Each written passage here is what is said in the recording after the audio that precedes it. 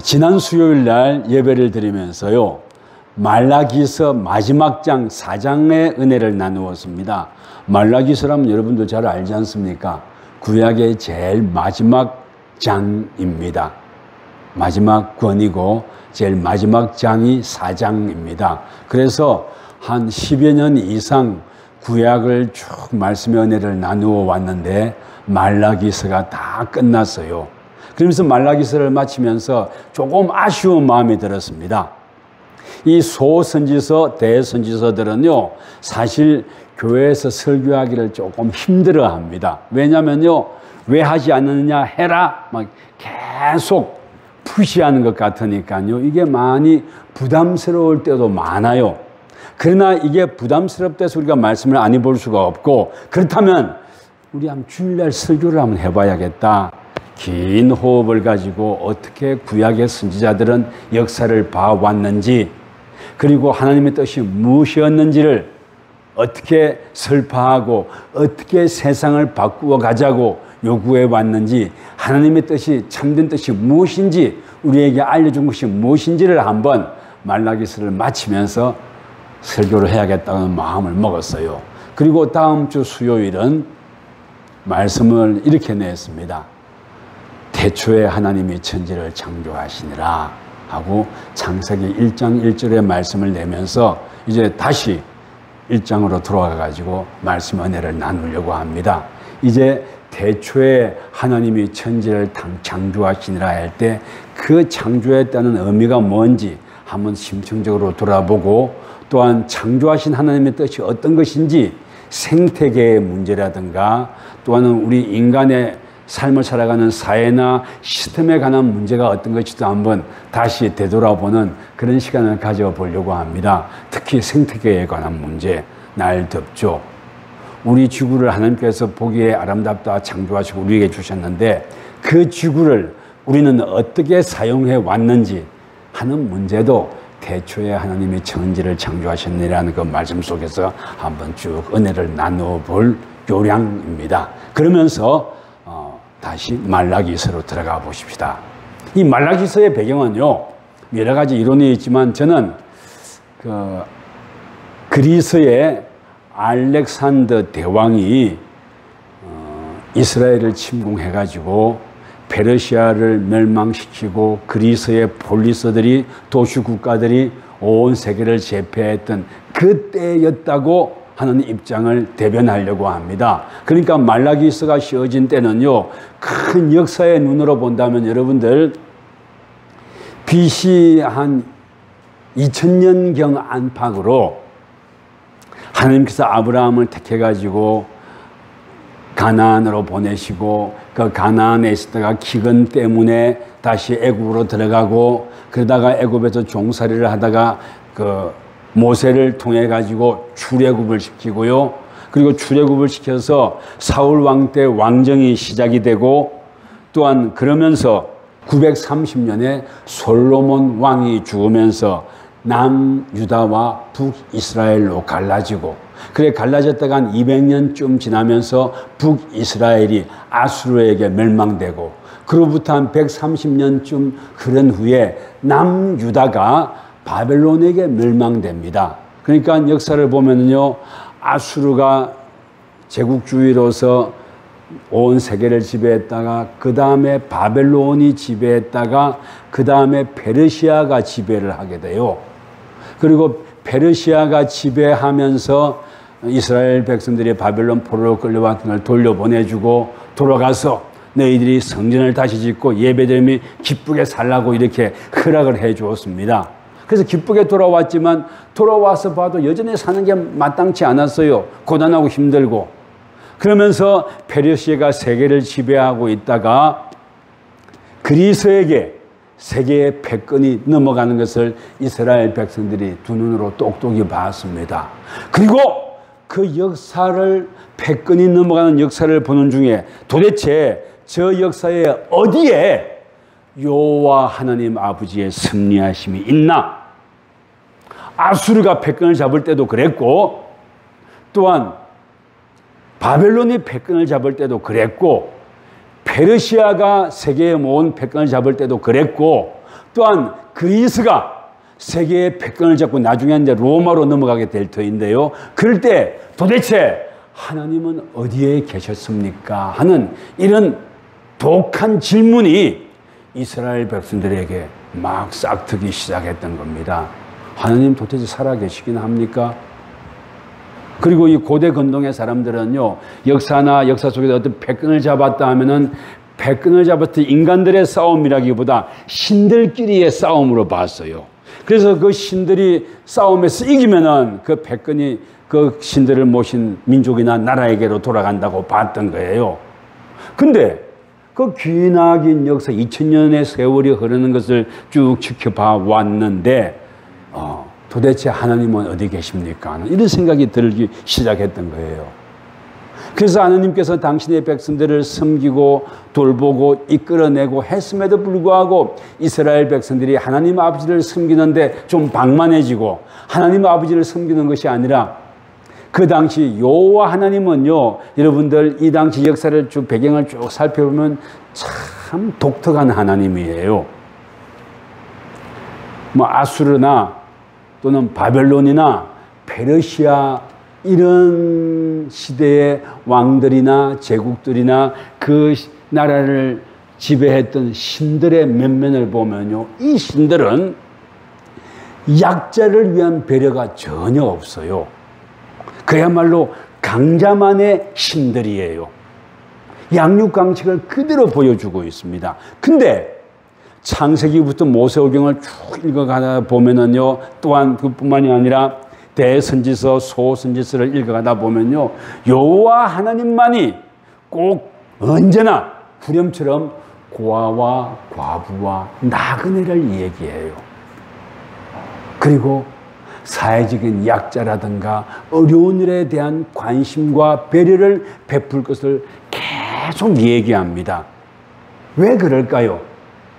왜 그런 고아와 과부와 나그네와 소수인들과 이런 버림받은 심지어는 여러분들 이스라엘 백성들이 출애굽할 때에도요, 하나님께서 어떻게 말씀하셨냐면 이스라엘 백성들 보고 너희들이 출애굽할 때 너희와 뜻을 같이 해서 살아왔던 이방의 여러분들 종이긴 하지만 그 종들도 한 공동체를 형성하고 살아가지 않습니까? 그리고 사회가 다양하고 많기 때문에요, 이스라엘 백성들만 거기에 모여 있었던 것이 아니라 이스라엘 백성들과 함께 고생을 같이 하고 동고동락하는 이방인들도 그 그룹에 같이 있었거든요. 근데 너희들이 출애굽할 때 너희와 뜻을 같이 하기로 한다면 그 이방인 소수이라 할지라도 버리지 말고 함께 출애굽하라고 그렇게 심지어 말하고 있습니다. 그러니까요, 자상하고 배려하고 아끼는 여호와 하나님이신 거예요. 그러니까 이 하나님께서 만드신 이 공동체는 다른 세상의 공동체와 다른 거예요. 강자, 독식이 아니라 고아와 과부와 나그네를 돌보시면서 또한 그뿐만이 아니라 그 고아와 과부와 나그네의 영혼뿐만이 아니라 이스라엘을 이끌어가는 그 모든 사람들의 영혼까지도 살피시고 돌보시는 분이 여호와 하나님이심을 우리에게 그냥 말씀하고 계신단 말입니다.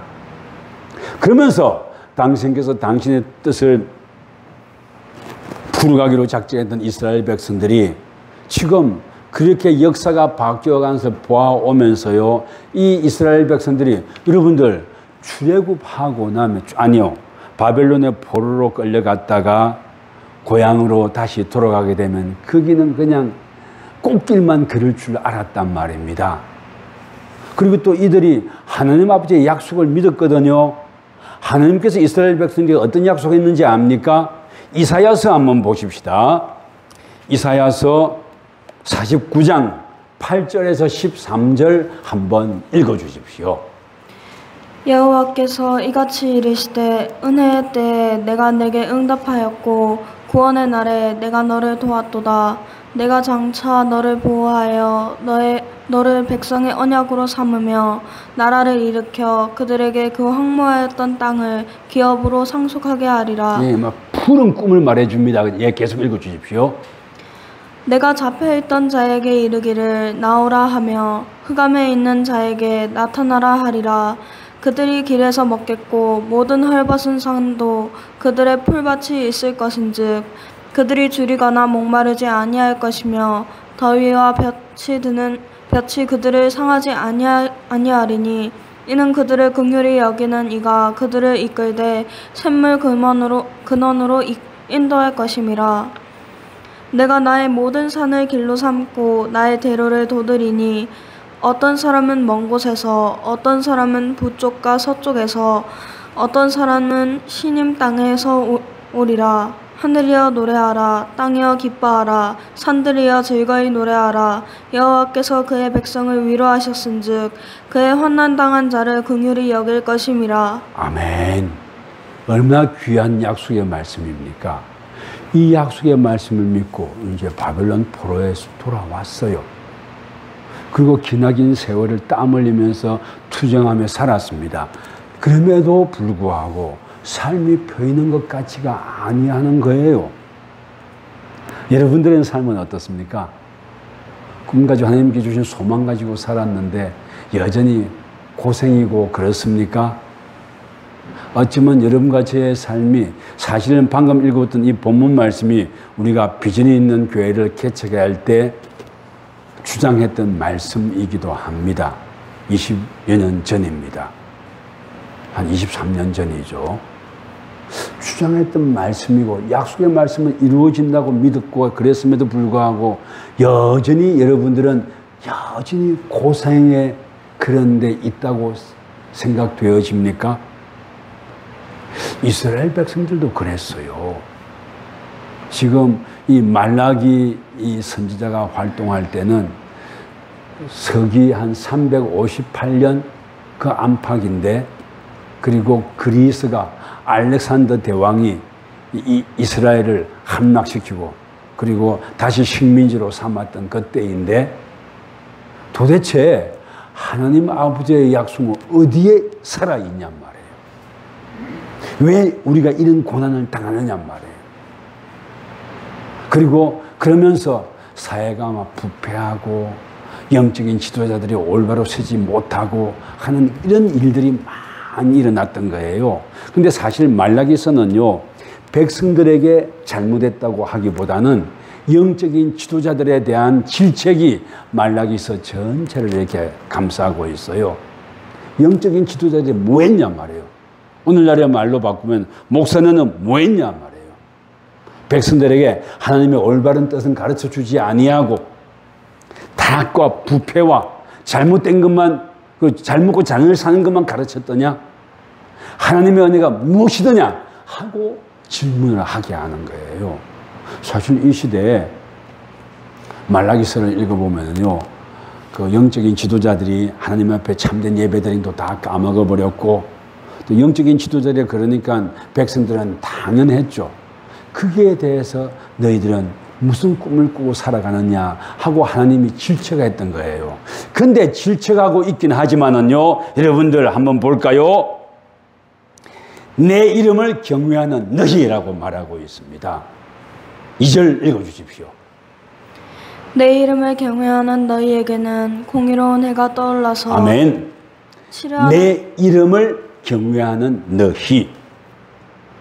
세상이 다 썩고 문드러졌다 할지라도 하나님에 관한 소망과 소명을 다 잃어버리고 산다 할지라도 그 중에서 남아있는 자, 여호와 하나님의 이름을 경외하는 너희라고 좀 콕 집어서 얘기하고 있습니다.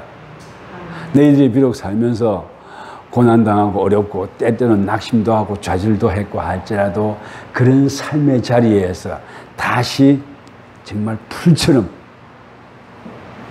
다시 나를 보고 일어나는, 그리고 나에 대한 소망을 가지고 살아가고자 하고 꿈틀거리는 너희에게는 라고 말하고 있어요. 오늘 여러분과 제가 나의 이름을 경외하는 너희에 속하지 않겠습니까? 나의 이름을 경외하는 너희에게는 공의로운 해가 떠올 거라고 했습니다. 여기 공의로운 해라고 할 때는요, 사회의 어떤 구조나 시스템에 관한 문제가 여기 들어있어요. 공의, 정의. 공의와 정의라는 것은 뭘 말합니까? 어떤 인간과 인간이 삶을 살아가는 것에 관한 관계 속에서 나타나는 거예요.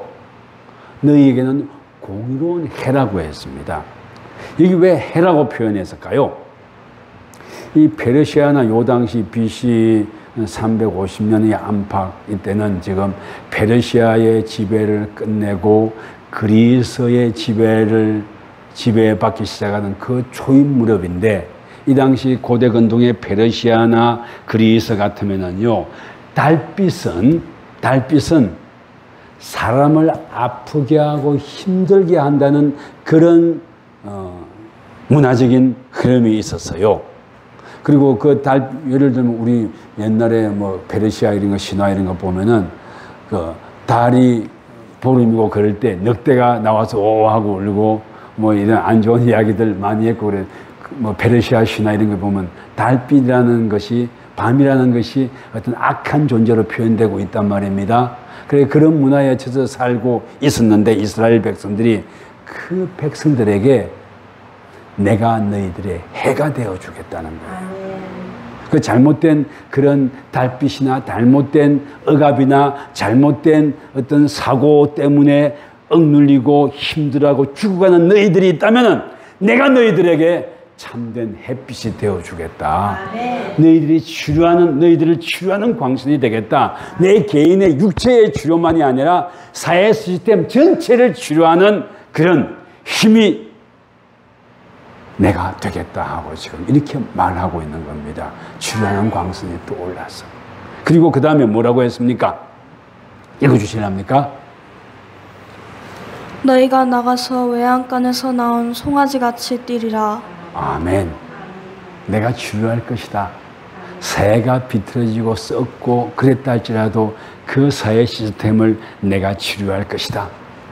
너희들 개인의 영혼이 비틀어지고 시들어가고 어려워한다 할지라도 내가 너희들을 치료할 것이다. 내 육신이 병들어가더냐? 오, 날이 더우니까요, 우리 특별히 한나들 저하고 눈 한 번씩 맞춰 봅시다.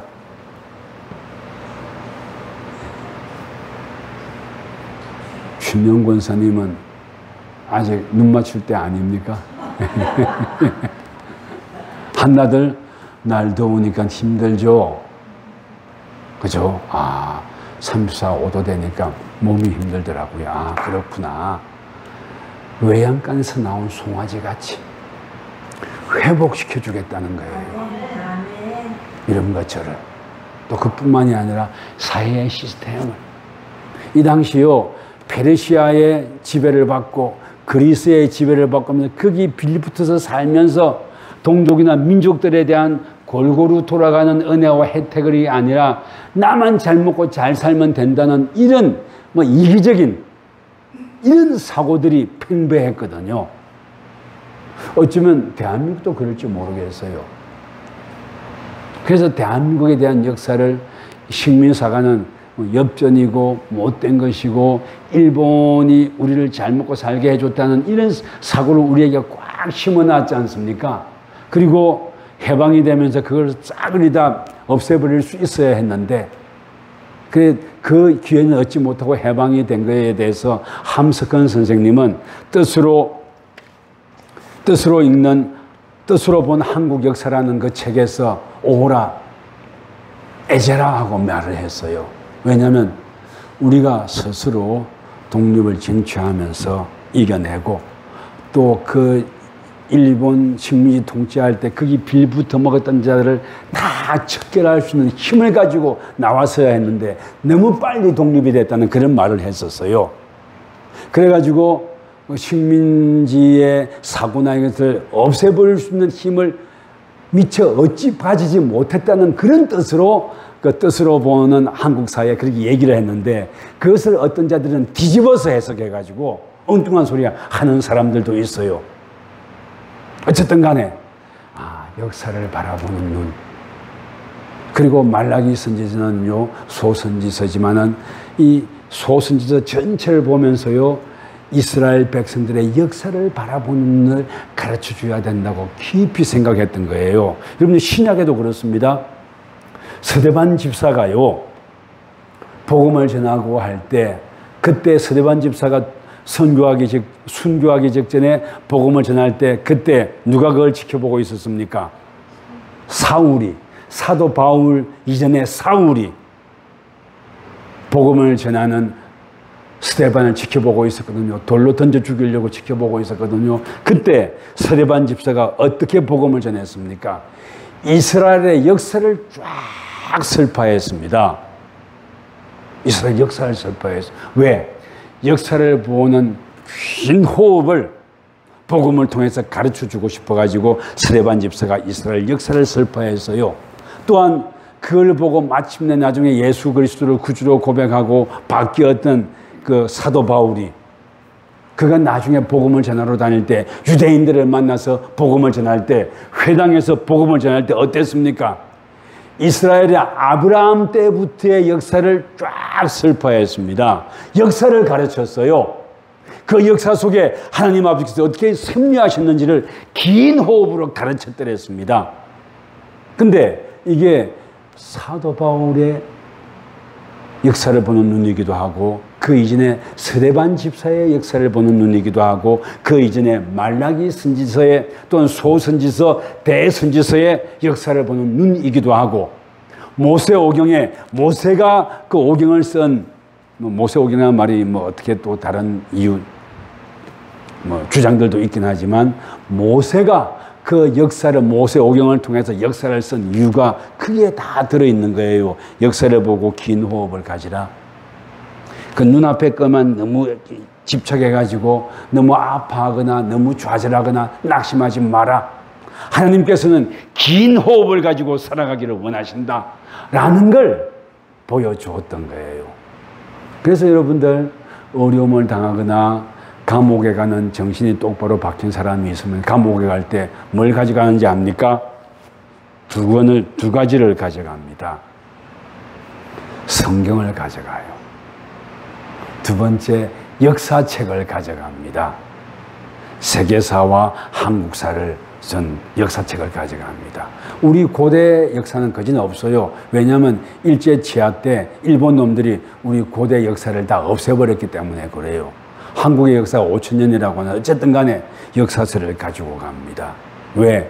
그 기나긴 역사 속에서 하나님께서는 어떻게 섭리하시는가를, 그리고 어떻게 당신의 백성을 구원하기 위해서, 복음을 전파하기 위해서 역사하시는가를 가르쳐 주고자 하는 것이 이 성경 속에 담겨 있거든요. 근데 한국 교회에서는 이 긴 호흡으로 역사를 말하지 않아요. 그냥 복음이라 하면은 잘 먹고 잘 사는 것이 복음이라 생각해요. 죽어서 가는 천당이 복음이라고 생각해요. 그렇지 않습니다. 이 땅을 살아갈 때 하나님께서 이런 것들을 선택하셔서 예수 그리스도를 이 땅에 보내주시고 삶을 살아가게 하셨을 때 우리에게 책임도 주셨거든요. 은혜와 기쁨도 주신 동시에 책임도 주십니다. 그 책임을 어떻게 감당하고 살아갈 것인가를 길게 말하고 있어요. 근데 이 역사서나 또는 소선지서, 대선지서들이 역사를 말하고 있기 때문에, 책임을 말하고 있기 때문에 오늘날 한국교회에서 잘 설교를 안 해요. 그러면 어렵고 힘드니까 안 오니까 설교를 잘 안 해요. 그렇지만 우리는 구약을 다 뗐고, 그리고 지난주가 광복절 기념주일이 있기 때문에 요걸 한번 은혜를 나누어 보는 거예요. 그래서 내 치유하는 광선을 발할 것이다. 그러므로 낙심하지 마라. 이렇게 말하고 있는 거예요. 여러분들 삶을 살아갈 때 조금 길게 보십시다. 그리고 내 때만이 아니라 내 후손의 때도 보고, 또 내 때만이 아니라 우리의 믿음의 선조들은 어땠는가 한번 보고, 그리고 지금 이 현실 속에서 꿈을 가지고 기뻐할 것도 알고, 기뻐할 줄도 알고, 또 분노할 줄도 알고, 하느님의 공의, 정의가 무엇인지도 한 번은 생각해보고, 그를 위해서 한 번은 기도해보는 이런 삶을 살아가 주기를 원한단 말입니다.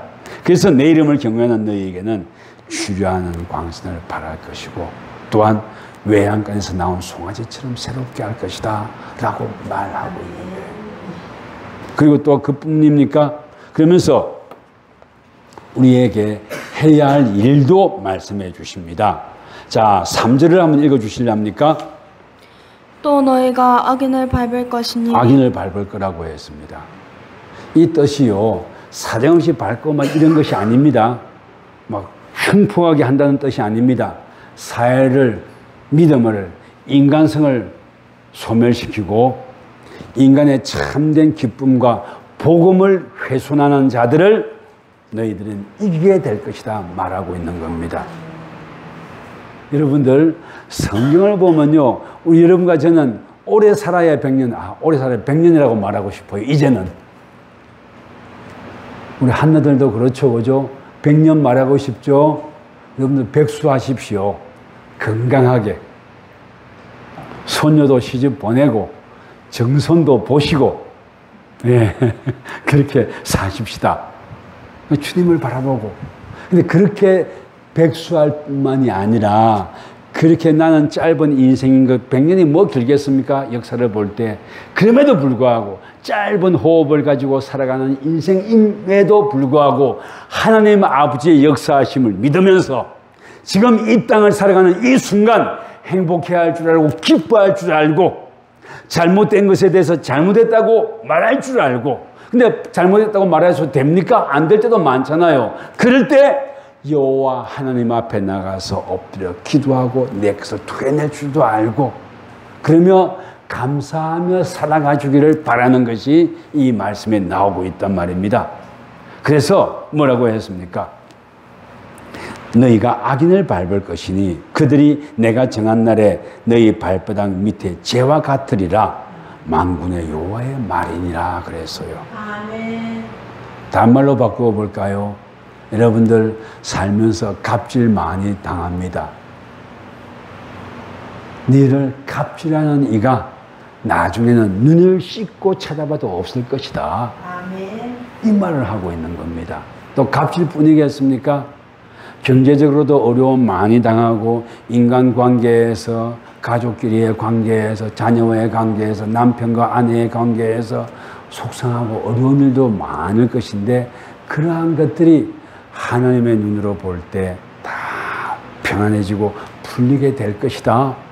그러니까 요 눈앞의 응에 너무 거기에만 집중해가지고 좌절하거나 낙심하지 말고 역사를 한번 바라볼래? 하나님께서 너를 향하신 소망이 무엇인지 다시 한번 알아보지 않을래? 하는 것이 말라기서인 겁니다. 그래서 주님을 바라보는 거예요. 그리고 또 우리에게 또 뭐라고 합니까? 긴 호흡으로 역사를 보라 하면서요, 우리에게 또 뭐라고 합니까? 4절을 한번 읽어주시랍니까? 4절. 너희는 내가 호렙에서 온 이스라엘을 위하여 내 종 모세에게 명령한 법 곧 율례와 법도를 기억하라. 예, 율례와 법도, 인간이 살아가면서 지켜야 할 인간의 참된 법칙, 10계명이죠. 이런 걸 기억하라는 거예요. 놓치지 말라는 겁니다.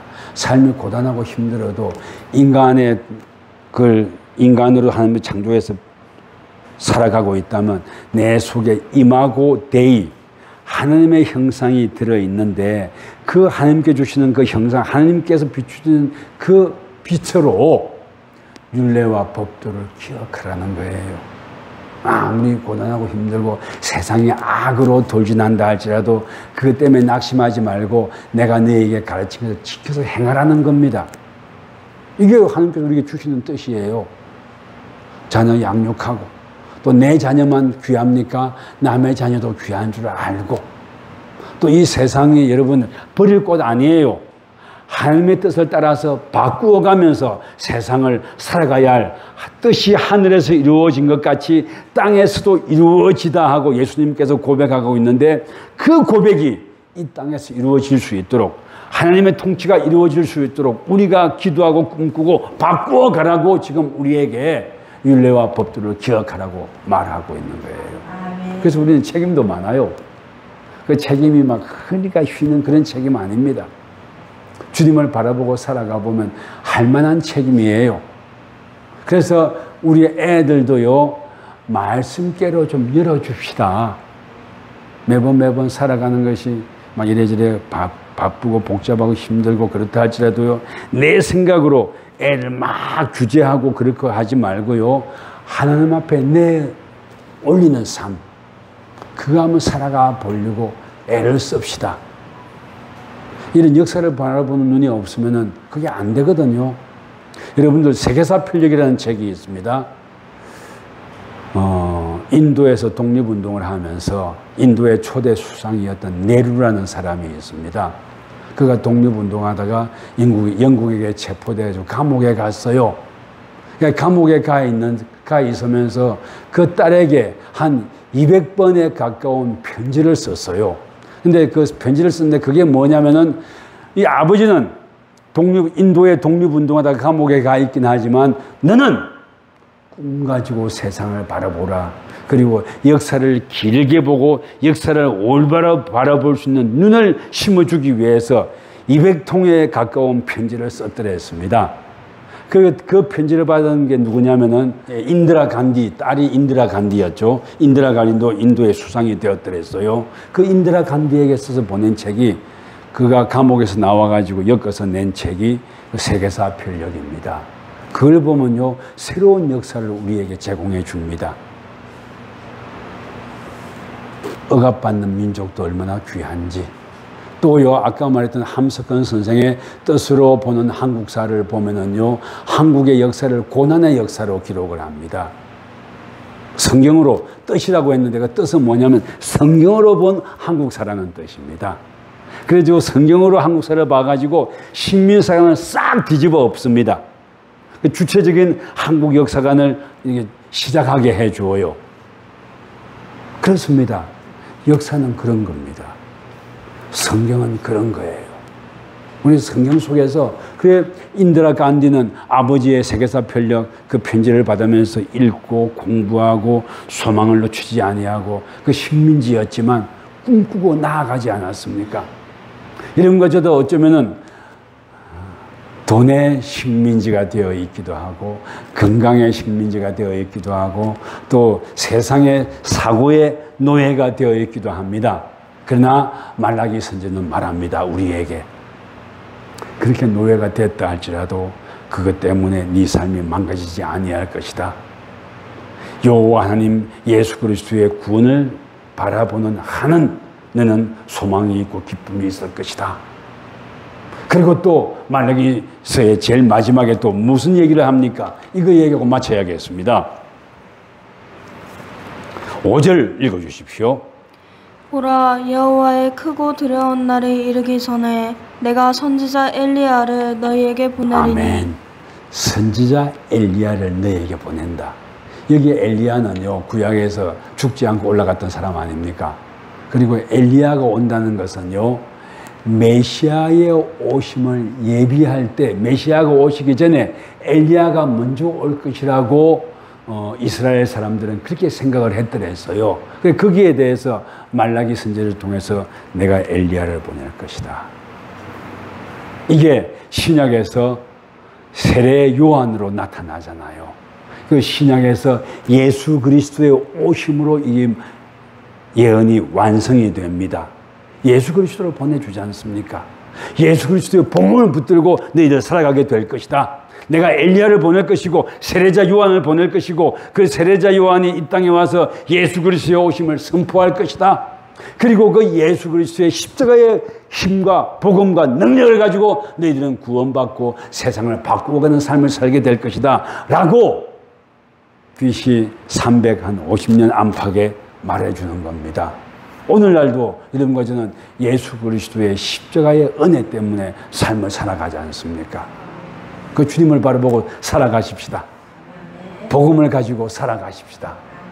또 뜻이 하늘에서 이루어진 것 같이 땅에서도 이루어지다 하는 그런 믿음을 가지고 이 땅을 살아서 주님께 영광을 돌리고 삶이 어려워지고 감사와 기쁨이 넘쳐나고 또 그 감사와 기쁨이 나 혼자만의 감사와 기쁨이 아니라 온 공동체가, 교회 공동체가, 민족 공동체가, 그 지구촌에 살아가는 각 나라들이 하나님께 감사와 영광을 돌릴 그 날을 바라보며 살아가는 여러분과 저가 되기를 주의 이름으로 축원합니다. 주님 은혜를 감사합니다. 긴 호흡으로 역사를 보며 또 복음으로 역사를 다시 해석하며 주님의 은혜를 가지고 살아가기로 원합니다. 주님을 바라보는 귀한 백성들에게 하늘의 신령한 은혜와 감사와 소망과 기쁨이 있게 하시고, 또 지금 현실을 살아갈 때 여러 가지 어렵지만 그 어려움도 주님이 주신 힘으로 극복하고 기뻐할 수 있는 우리 다 되게 해 주십시오. 감사합니다. 예수님 이름으로 기도드렸습니다. 아멘.